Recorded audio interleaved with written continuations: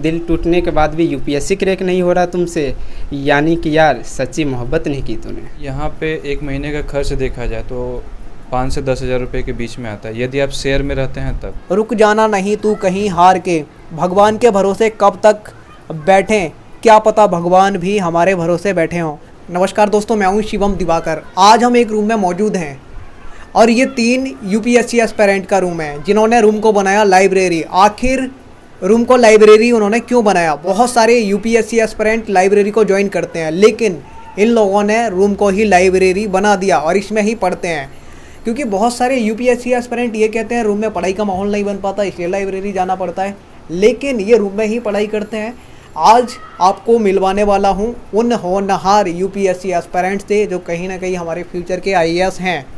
उनका आज आपको कारनामा दिखाने वाला हूँ, उनका ये पूरा रूम दिखाने वाला हूँ। तो इस वीडियो को आप पूरा देखिए और इस वीडियो को शेयर भी कीजिए, और ये चैनल आपका ही है, इसको ज़्यादा से ज़्यादा सब्सक्राइब कीजिए और शेयर कीजिए, हमारा आप सहयोग कीजिए, क्योंकि हम आपके लिए बहुत ज़्यादा मेहनत करते हैं। आप देख नहीं पाते, बस छोटा सा ही वीडियो देख पाते हैं, इसलिए शेयर इसे कीजिए। जैसे ही रूम में हम एंट्री करते हैं तो यहाँ पर आप देख सकते हैं उनकी बुक्स वगैरह रखी हुई हैं, 2 टेबल लगी हुई हैं और एक भाई अभी यहाँ पे पढ़ाई कर रहे हैं और एक इधर पढ़ाई कर रहे हैं। ठीक है, इनका नाम है शैलेश कुमार मौर्य है और इनका नाम है मोहम्मद वाहिद अंसारी, और ये दोनों लोग दृष्टि के स्टूडेंट हैं। और अभी एक और हैं, वो हमारे कैमरा पर हैं, हम उनका धन्यवाद करना चाहेंगे, वो भी दृष्टि के स्टूडेंट हैं। तीनों दृष्टि के स्टूडेंट हैं और यहाँ पर मन लगा के पढ़ाई करते हैं। फिर अगर आप इधर देखेंगे शुरुआत में तो यहाँ पे ये भाई पढ़ाई कर रहे हैं, इनकी यहाँ पे किताबें रखी हुई हैं। जैसे एंट्री करेंगे तो यहाँ पे आप देख सकते हैं तो हमारी ज्ञान की देवी हैं सरस्वती माँ, उनका पोस्टर लगा हुआ है। फिर इधर आप देखेंगे तो मैथ और यहाँ उनका सिलेबस वगैरह जो भी है दृष्टि का वो लगा हुआ है। यहाँ पे भी एक अच्छा सा पोस्टर लगा हुआ है। 2 टेबल इधर हैं और 2 टेबल इधर हैं, और इसमें चेयर हैं 3, क्योंकि 3 यूपीएससी एस्पिरेंट का ये लाइब्रेरी रूम है। यहाँ पे देखेंगे तो कितनी खूबसूरत तरीके से उन्होंने जो अपनी बुक्स हैं उनको मैनेज करके रखा हुआ है। दृष्टि की हैं इधर भी और यहाँ पे भी दृष्टि की किताबें रखी हुई हैं तीनों लोग की। इसके अलावा और भी हैं, हम इन दोनों लोगों से भी बात करेंगे ये आखिर क्यों बनाया और क्या ज़रूरत पड़ी इसको बनाने की और कितना टाइम लगा। और फिर मैथ इधर भी लगे हुए हैं। काफ़ी अच्छा इन्होंने यहाँ पे स्टडी का माहौल बनाया है।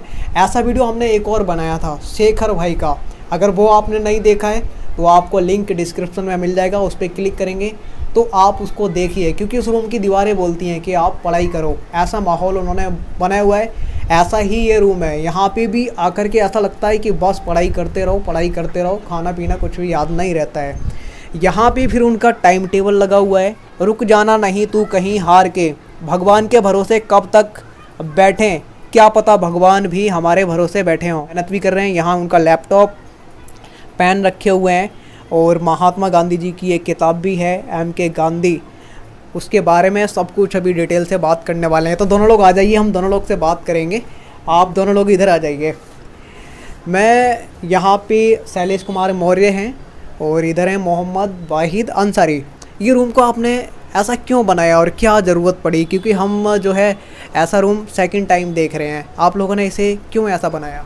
जी, दरअसल हम लोग 3 दोस्त साथ में रहते हैं और नेहरू विहार में रहते हैं और एक ही कोचिंग से हैं तीनों, तो इसलिए हम तीनों ने यहाँ पे एक रूम किराए पे लिया, जिसमें 2 रूम थे, एक बेडरूम था और एक ये छोटा सा रूम है और किचन है, लेटरिन बाथरूम है। और जहाँ तक रही लाइब्रेरी का सवाल, तो नेहरू विहार में लाइब्रेरी का स्टार्टिंग प्राइस होता है 1000 रुपये से 1500 2000 रुपये तक है, जो कि 24 घंटे का है। तो हम तीनों ने डिसीजन लिया कि मतलब एक रूम में सब कुछ पूरा व्यवस्था कर लेते हैं सोने और खाने के लिए, और जो एक अपना सेपरेट रूम बचा हुआ है और उसमें तीनों अपना सेपरेट लाइब्रेरी बना लेते हैं। जिसको पढ़ना है वो अपना यहाँ पे आके पढ़े, जिसको सोना है उस रूम में जाके अपना सोए। स्टडी का काफ़ी अच्छा माहौल बना हुआ है। इसे बनाने में लगभग कितना टाइम ऐसा लग गया होगा? क्योंकि यहाँ पे यूपीएससी एस्पिरेंट कोई 4th फ्लोर पे रह रहा है, कोई 3rd पे रह रहा है, सामान चढ़ाना बहुत ज़्यादा मुश्किल हो जाता है। तो कितनी मुश्किलों का सामना करना पड़ा और कितना टाइम लगा इसे बनाने में? खैर, इसे बनाने में तो काफ़ी मतलब 10 से 15 दिन लग गई थी इसे बनाने में, काफ़ी चीज़ें अरेंज करने में और सामान को इकट्ठा करने में काफ़ी टाइम लग गई थी। और फिर धीरे धीरे चीज़ों को एक बार में इन सब चीज़ों को मतलब नहीं किया गया है, धीरे धीरे कभी कुछ सब चीज़ों को अरेंज करके, और आपको आज ये एक मुकम्मल तरीके से सब कुछ व्यवस्थित रूप से आपको दिख रहा है। दोस्तों कहते हैं कि देश को पीएम चलाता है और राज्य को सीएम चलाता है और एक ज़िला को डीएम चलाता है। तो डीएम बनने की होड़ में ही ये लोग अपना सपना पूरा करने के लिए अपना घर, परिवार, बचपन के दोस्त, जहाँ पे पढ़ाई की थी वो स्कूल कॉलेज छोड़ करके मुखर्जी नगर आ गए। मुखर्जी नगर के पास नेहरू विहार में आ गए। और ये ही नहीं, ऐसे लाखों स्टूडेंट आते हैं, लाखों यूपीएससी एस्पिरेंट आते हैं अपना सपना लेकर के कि हम कलेक्टर बन के आएंगे, आईएएस बन करके आएंगे, अपना नाम रोशन करके आएंगे। लेकिन इतना आसान नहीं है जितना आप लोगों को लगता है कि यूपीएससी एस्पिरेंट वहाँ पे ऐसे ही रहते हैं। बहुत ज़्यादा समस्याओं का यहाँ सामना करना पड़ता है। यहाँ पे आपका ये टाइम टेबल है, इसके बारे में समझाइए कि एक यूपीएससी एस्पिरेंट का जो दिन होता है वो कैसे गुजरता है, कैसे बीतता है, क्योंकि लोगों को बहुत आसान लगता है। मेरा ये टाइम टेबल है जो मैं बताना चाहूँगा। मेरा पढ़ाई सुबह 9:30 से स्टार्ट होती है और मैं 11:30 बजे तक पढ़ता हूँ। उसके बाद खाना बना लेता हूँ और खाना बनाने के बाद खाने के बाद उसके बाद 10 मिनट आराम करने के बाद फिर से मैं पढ़ने बैठता हूँ। फिर 1:30 बजे तक पढ़ता हूँ और उसके बाद 1:30 बजे तक मैं पॉलिटी पढ़ता हूँ। उसके बाद फिर उस दूसरे सब्जेक्ट को रिवीजन करता हूँ 2 बजे से लेकर के 4:30 बजे तक। और उसके बाद थोड़ा ब्रेक ले लेता हूँ और उसके बाद मैं हिस्ट्री पढ़ता हूँ 6:30 से 9:30 तक। और फिर उसके बाद मैं खाना बनाने चला जाता हूँ 9:30 से 11 बजे तक खाना बना लेता हूँ, खाना खा लेता हूँ। उसके दौरान थोड़ा आराम भी कर लेता हूँ और उसके बाद से 11:30 से मैं 3 बजे तक पढ़ता हूँ, इथिक्स की क्लासेस करता हूँ। और उसके बाद मैं 3 बजे से 9 बजे तक सोता हूँ।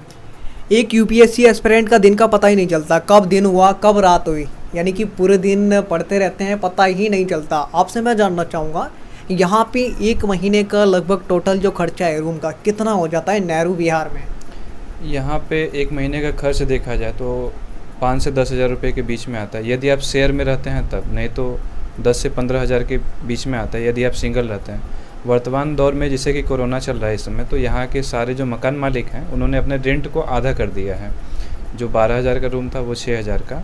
तो अभी वर्तमान में जो हम लोगों का तीनों का खर्च आ रहा है प्रति व्यक्ति 5,000 रुपये आ रहा है मंथली। क्या बिजली का बिल हमें अलग से देना पड़ता है? जी हाँ, यहाँ पे 5 रुपये, कहीं पे 6 रुपये, कहीं पे 8 रुपये बिजली का बिल अलग से पे करना पड़ता है। ये बताइए अभी आप यूपीएससी की तैयारी में कौन कौन सी किताबें पढ़ चुके हैं, कितनी आपने पढ़ाई की है? अभी तो देखा जाए मैं पॉलिटी पढ़ रहा हूँ और हिस्ट्री पढ़ रहा हूँ और इथिक्स, 3 चीज़ को लेकर के मैं भी चल रहा हूँ। और जैसे ही ये ख़त्म होगी तो मैं अगला सेगमेंट को पढ़ाई करूँगा। यहाँ पे एक नाम लिखा हुआ है मोदी जी के पोस्टर के नीचे, जहाँ लिखा है सत्यमेव जयते आईएएस भारत सरकार। उसके नीचे ये नाम किसका है? पांडव कुमार राय, मिस्टर पांडव कुमार राय। ये हमारे रूम पार्टनर हैं जो अभी कैमरामैन का काम कर रहे हैं, उन्हीं का नाम है मिस्टर पांडव कुमार राय, जो बिहार से हैं। उनका भी सपना दोस्तों आईएएस बनना है, वो बिहार से हैं, उनसे भी हम बात करेंगे। ये बताइए यूपीएससी एस्पिरेंट के रूम में इतने सारे ये मैप हैं, ये क्यों लगे रहते हैं और किस लिए लगाए जाते हैं, ये बताइए। ये तो वर्ल्ड का मैप है, जैसे आप देख रहे हैं वर्ल्ड का लेटेस्ट पॉलिटिकल मैप है ये। और ये पॉलिटिकल इंडिया का मैप है। और ये जैसे आप वर्ल्ड का फिजिकल मैप है, ये देख रहे हैं आप। और इधर ये ढक चुका है बैग से। और ये ये इंडिया का फिजिकल मैप है। सरदार भगत सिंह भी हैं, शहीद भगत सिंह भी हैं, इनका भी आपने लगाया हुआ है। और उसके बाद में जो है ये भी हैं, मंडेला जी हैं, इनका भी लगाया हुआ है। और वहाँ पे और भी एक है, ये आपने क्यों लगाया है, क्या इनसे मोटिवेशन मिलता है? उसके पीछे अगर दोस्तों आप नहीं देख पा रहे हैं तो मुझे थोड़ा थोड़ा हल्का दिख रहा है, जो कलाम साहब हैं, मिसाइल मैन, उनका भी लगाया हुआ है। आपने इन लोगों को ही क्यों सिलेक्ट किया? इन लोगों ने देश के प्रति जो किया है, उनकी यादें सोचता हूँ, उनकी देखता हूँ, उनके पीछे जो हुआ है वो किए हैं देश के लिए, उनको देख कर के ज़्यादा मोटिवेशन मिलती है। जैसे मंडेला जी हैं, ये भगत सिंह जी हैं, और अब्दुल कलाम जी हैं, तो इनको देख कर के ज़्यादा मोटिवेट होता हूँ और थोड़ा इंस्पिरेशन जगता है अंदर से कि अपने देश के लिए भी मुझे भी कुछ करनी है। बिल्कुल दोस्तों, कलाम साहब भी हैं वहाँ पे, उसके एंड में विवेकानंद जी भी हैं, आप नहीं देख पा रहे होंगे। अब इधर हम आ जाते हैं और आपसे ये जानना चाहेंगे इस रूम में अब तक कितना पैसा लग चुका है इसे बनाने में, क्योंकि काफ़ी बुक्स भी हैं, तीनों लोगों ने दृष्टि भी ज्वाइन किया है, तो दृष्टि ज्वाइन करने में मोटा पैसा तो लगता ही है। आपकी दृष्टि की यहाँ किताबें हैं, उसके अलावा ये कौन कौन सी हैं, इनके बारे में थोड़ा समझाइए आगे आके बताइए। ये तो जैसा देख रहे हैं, ये तो मार्केट से परचेज किया हो गया बुक है ये सब। जो है, और ये डिक्शनरी है कुछ, और ये कुछ बुक्स हैं, और ये जो बुक्स आप देख रहे हैं ये सब दृष्टि से दिया गया है।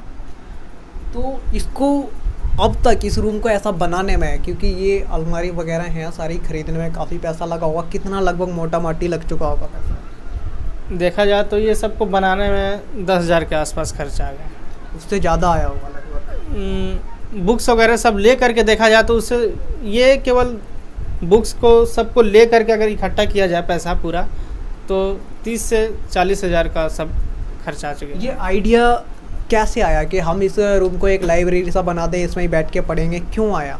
मैंने लाइब्रेरी में जा कर के देखा, वहाँ का माहौल देखा, वहाँ का इन्वायरमेंट देखा, तो वहाँ पे भी सब ऐसे ही पढ़ रहे थे। वहाँ पे भी छोटे छोटे काउंटर बने हुए थे, थोड़ा थोड़ा स्पेस था। तो हम लोगों के माइंड में ये चीज़ आया कि हम लोग क्यों ना खुद से अपने रूम पे ही ऐसा एक माहौल बनाएं, एक अच्छी अंडरस्टैंडिंग अपने तीनों लोगों बना के रखें कि किसी को एक दूसरे से डिस्टर्ब ना हो, क्योंकि वहाँ पे भी वही चीज़ होती है। वहाँ पे ज़्यादा स्टूडेंट होते हैं, वहाँ पे भी ऐसा ही माहौल होता है। आने जाने में टाइम भी लगता है। आने जाने में टाइम भी लग जाती है वहाँ पे, और वही सब चीज़ों देख करके हम लोग आए यहाँ पे और ख़ुद का एक अच्छा माहौल बनाया, सब कुछ इकट्ठा किए और एक लाइब्रेरी जैसा अपना रूम को भी बनाया। दोस्तों इधर देख सकते हैं आप, इनके ऊपर बुक्स रखी हुई हैं, ठीक है। फिर सेकंड रो में देखेंगे तो यहाँ पे भी इनकी बुक्स रखी हुई हैं दृष्टि की। थर्ड में भी इनकी बुक्स रखी हुई हैं और नोट्स भी रखे हुए हैं। ये नोट्स हैं? ये नोट्स हैं। आपने खुद बनाए हैं? हाँ, मैंने ये अपने हाथों से ये सब नोट्स को बनाया है। इतने सारे नोट्स बनाने में कितना टाइम लग गया? 1 साल का टाइम तो लग गया है इतने। तो यहाँ आने से पहले ही नोट्स बना लिए थे? नहीं, यहाँ आने के बाद बनाया हूँ। मैं यहाँ जनवरी 2020 में दृष्टि को ज्वाइन किया हूँ। ओके, नोट्स भी अभी दोस्तों आपको दिखाएंगे। फिर इस रो में देखेंगे थर्ड के बाद में, तो यहाँ पे भी बुक्स हैं, उसके नीचे भी बुक्स रखी हुई हैं। आप आगे आके थोड़ा दिखाइए। यहाँ पे भी इनकी किताबें रखी हुई हैं। तो ऐसे रूम हमें बहुत कम देखने को मिलते हैं। यहाँ पे भी रखी हुई हैं और इधर कोने में दृष्टि के कार्टून रखे हुए हैं जिसमें इनकी बुक्स वगैरह नोट्स वगैरह आते रहते हैं। इधर कोने में देखेंगे तो यहाँ पे भी इन्होंने मैप वगैरह लगाए हुए हैं और यहाँ पे पोस्टर भी हैं। और इनका जो रूम है ये भी बहुत छोटा सा है, लेकिन इसमें पढ़ाई का माहौल बहुत बड़ा है। और ये बताइए, यहाँ ये जो आपने 10-12 हज़ार रुपये इसमें लगाए, तीनों लोगों ने मिल के लगाए हैं या फिर एक व्यक्ति ने अकेले ने लगाए हैं? नहीं, तीनों लोग हम लोग मिल के लगाए हैं इस चीज़। तो खाना पीना जो बनाते हैं आप लोग, वो खुद तीनों लोग बनाते हैं, बाहर से मंगाते हैं? नहीं, तीनों लोग खुद से मिल के बनाते हैं। खाना पीना में कितना लग जाता होगा? खाना पीना में देखा जाए तो 10,000 के आसपास आ जाते हैं 1 मंथ का, तीनों लोगों का मिला करके। ओके, आप उधर क्यों चले गए? आप भी इधर आओ, आप भी इधर आ जाइए, आपसे भी बात करनी है। ये लाइब्रेरी आपने यहाँ पे बनाई है, इस रूम को लाइब्रेरी सा बना दिया। अभी कितने दिन हुए होंगे इसे बनाए हुए और आपने यहाँ पे बैठ के कितनी पढ़ाई कर ली है? यहाँ पे हम लोग अक्टूबर में आए थे लास्ट ईयर 2020 में, और तभी से लाइब्रेरी बना के हैं यहाँ पे। ओके, कितनी पढ़ाई आपने कर ली है यहाँ पे? तकरीबन 75 या 80% तो कंप्लीट हो चुका है सिलेबस का। आप फर्स्ट अटैम्प्ट कब देंगे? मेरा फर्स्ट टाइम 2022 को होगा। आपका? मेरा 2023 में होगा। दोनों लोगों का। ऐसा क्यों? आपका 23 में क्यों, इनका 22 में क्यों? मैं तो अभी फाइनल ईयर में हूँ और मैं 2023 में ही एलिजिबल हो पाऊँगा इस एग्ज़ाम के लिए। आपकी ग्रेजुएशन हो गई है? जी, 2019 में कंप्लीट हुई है। ओके, तो दोस्तों ये था रूम। इन्होंने रूम को बना दिया लाइब्रेरी, और वो भी 10,000 रुपये में। देखने वाली बात है, क्योंकि अब लाइब्रेरी जाते हो तो वहाँ पे आपको मोटी फीस जमा करनी पड़ती है और रूम जैसा माहौल भी नहीं मिलता, बार बार निकलना आना जाना। यहाँ पे क्या है, कोई डिस्टर्ब नहीं करता, आराम से जब मर्जी पढ़ो, 24 घंटे 28 घंटे 50 घंटे 200 घंटे जितना मर्जी पढ़ो, अनलिमिटेड। लेकिन आगे बढ़ो, पढ़ाई करो, IAS बनो, UPSC को क्रैक करो बस, लेकिन जी तोड़ के यहाँ पर पढ़ो। अब बहुत सारे दोस्त आपको देख रहे हैं आज, उनको क्या कहना चाहोगे? लाइब्रेरी में अच्छी पढ़ाई होती है, फिर अपने रूम में होती है? अगर रूम में आप फ्रेंड के साथ हैं, उनके साथ अगर आपकी अंडरस्टैंडिंग अच्छी है, अगर डिस्टरबेंस नहीं है, तो मैं लाइब्रेरी से अच्छा रूम को प्रेफरेंस दूँगा। आप क्या मानते हो? मेरा भी यही मानना है। यदि आप दोस्त हैं 3-4 हैं और 2 कमरे का रूम ले लीजिए और एक में अपना रहिए और एक में अपना लाइब्रेरी बना लीजिए। आप दोनों हिंदी मीडियम के छात्र हैं? जी, हम तीनों ही हिंदी मीडियम के साथ रहे। तीनों ही? ओके, और दृष्टि के स्टूडेंट हैं? जी, दृष्टि और के साथ। आप यूपी से हो? हम उत्तर प्रदेश से हैं। और आप बिहार? मैं झारखंड से हूँ। और मिस्टर पांडव कुमार राय भी बिहार से हैं? वो बिहार से हैं। ओके, तो दोस्तों काफ़ी अच्छा लगा। इतने छोटे छोटे रूम में जो UPSC एस्पिरेंट है, बड़ी बड़ी तैयारी करते हैं, काफ़ी समस्याओं का सामना करते हैं, उसके बावजूद भी ये रुकते नहीं हैं। इनके अंदर एक जज्बा होता है कि हाँ मुझे कुछ बनना है, मुझे मेहनत करनी है, आगे निकलना है। और क्या कमियां लगती हैं आपको कि मुझे आईएएस या आईपीएस बन के सुधार करना है उनमें? कुछ कमियां लगती हैं आपको? जी, जैसा कि अभी शिक्षा के क्षेत्र में देखा जाए तो मतलब अच्छी तरह से नहीं मिल पाती है, जो कि हमारे गांव में, जो मैंने भी कहीं ना कहीं देखा हुआ है, मुझे खुद भी इस चीज़ का अनुभव हुआ है। तो शिक्षा हो गया, स्वास्थ्य हो गया, सरकारी सेवाएं जो भी हैं, तो वो आम लोगों तक नहीं पहुंच पाती हैं। तो उस चीज़ को सबसे पहले सुधारा जाना चाहिए। आपके कोई पसंदीदा आईएएस जो आपको बेहद पसंद हो? मोहम्मद नूह सिद्दीकी। आपको? 2017 सृष्टि में जैन select- देशमुख। आप कह रहे थे कुछ? 2017 में जो सिलेक्टेड हैं, जिनका 326वां रैंक था और 5वां अटेम्प्ट में क्लियर हुआ था, तो उनसे मुझे ज़्यादा एक्सपेयर, मैं उनको जब देखा, उनको सुना, तो उनसे मुझे ज़्यादा मोटिवेशन मिली थी, क्योंकि बहुत ज़्यादा टाइम लगा और उतने टाइम लगने के बाद भी उन्होंने अपना हिम्मत नहीं हारा और 5वां अटेम्प्ट में क्लियर किया उस एग्ज़ाम। ऑप्शनल सब्जेक्ट लेने में काफ़ी दिक्कतें आती है शुरुआत में, तो वो आपने कैसे चुनाव किया था? जी, ऑप्शनल सब्जेक्ट लेने में तो दिक्कतें तो आती ही हैं, बट मेरा जो ग्रेजुएशन का सब्जेक्ट था हिंदी साहित्य, तो ग्रेजुएशन के दौरान भी मुझे वो ठीक लगा था, इसलिए मैंने अपना ऑप्शनल हिंदी साहित्य रखा हुआ है।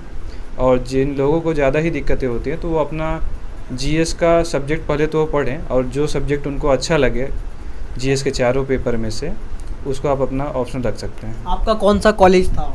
मेरा इलाहाबाद स्टेट यूनिवर्सिटी का उपाधान डिग्री कॉलेज था। आपका कौन सा कॉलेज था? आपने कहाँ से किया? मैंने दिल्ली यूनिवर्सिटी से ग्रेजुएशन कर रहा हूँ, फाइनल ईयर का स्टूडेंट हूँ, और मेरा कॉलेज सत्यावती कॉलेज।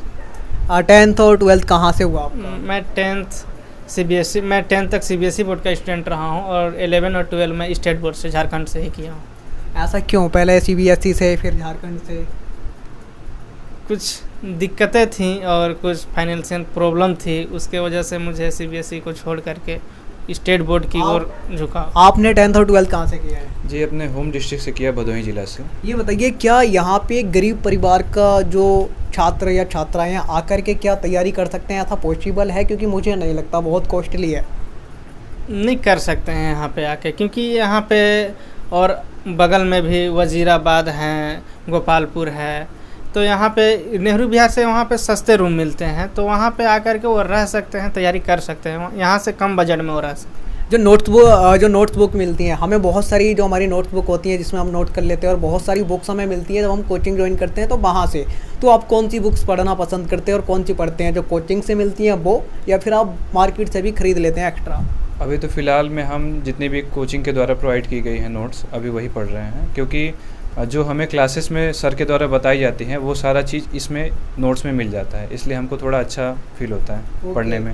तो दोस्तों आप देख सकते हैं यहाँ पे इनकी दृष्टि की रखी भी हुई है, लेकिन अब हम आपके नोट्स देखना चाहेंगे, क्योंकि आपने बहुत सारे नोट्स बनाए हैं। वो दिखाइए किस तरीके से बनाए हुए हैं आपने, दिखाइए ज़रा। यहाँ पे रखिए कुर्सी के ऊपर। ये आधुनिक भारत का इतिहास है, राष्ट्रवाद का अर्थ एवं स्वरूप, ये हिस्ट्री का पार्ट है आधुनिक भारत का। मैंने अपने हाथों से इसको बनाया है क्लास करने के दौरान। ये जो आप नोट्स देख रहे हैं, ओके, तो इस तरीके से आपने नोट्स बनाए हैं। आपने बहुत सारे नोट्स बना लिए, काफ़ी टाइम लगा होगा उसमें? हाँ, इसमें काफ़ी टाइम लगा है नोट्स बनाने में। हम आपसे ये जानना चाहते हैं, ऑनलाइन पढ़ना सही है या फिर ऑफलाइन? ऑनलाइन और ऑफलाइन का दोनों अलग इम्पोर्टेंस है। ऑनलाइन का अपना अलग इम्पोर्टेंस है, ऑफलाइन का भी अलग इम्पोर्टेंस। मेरिट और डिमेरिट दोनों चीज़ होती है।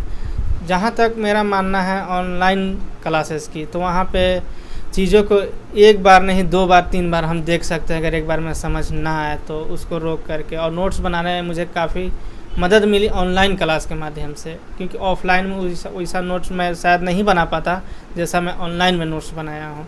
तो मुझे काफ़ी कंफर्टेबल महसूस किया ऑनलाइन क्लासेस करने में। ओके, आपसे मैं ये जानना चाहूँगा, क्या एनसीईआरटी पढ़ना ज़रूरी है? बहुत सारे लोग कहते हैं ज़रूरी है, उनको आप पढ़ो तो भी कलेक्टर बनोगे, तब ही कलेक्टर बनोगे। आप भी समझते हैं ज़रूरी या नहीं? जी, ज़रूरी उनके लिए है जिनका 12th तक की पढ़ाई अच्छे से नहीं हुई। यदि आपने 12th तक अच्छे से पढ़ा हुआ है सारी किताबें, जैसे इतिहास हो गया, भूगोल हो गया, और सिर्फ जो भी विषय हैं, तो आपको एनसीईआरटी पढ़ने की ज़रूरत नहीं है। जैसे अब जिनका 12th तक की अच्छे से पढ़ाई नहीं हुई, तो उनको एनसीईआरटी पढ़ना, अगर एक बार वो पढ़ लेते हैं तो बेसिक अंडरस्टैंडिंग उनकी हो जाती है। दोस्तों हमारे साथ में एक और भाई हैं, उनका नाम आप देख सकते हैं मिस्टर पांडव कुमार राय है। उनको भी हम बुलाना चाहेंगे जो कि अभी कैमरा पर हैं। आप जाइए ज़रा, उनको भी बुलाते हैं उनसे।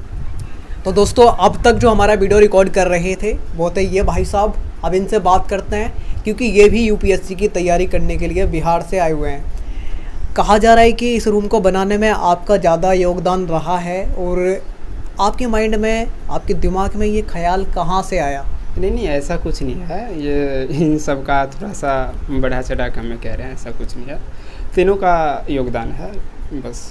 ये बताइए, आप क्या मानते हैं, लाइब्रेरी में पढ़ना ठीक है या फिर ये जो आपने खुद का लाइब्रेरी बनाया इसमें पढ़ना ठीक है? देखिए, वो तो आपसी अंडरस्टैंडिंग पे डिपेंड करता है। जैसे कि हम लोग बेसिकली कभी कभी ये होता है ना, जैसे कि आज संडे है तो आज हम लोग मॉर्निंग में पढ़ने बैठे तो कुछ दिक्कतें आ गई। जैसे कि हम लोग बैठे तो कुछ डिबेट करने लग गए आपस में, लाइक जो सोशियो इकोनॉमिक प्रॉब्लम है जो समाज में चल रही है, जैसे ऐसे बहुत सारी समस्या है। तो आपस में बातें हो गई, आज लगभग एक दो घंटे आपस में डिबेट कर लिए।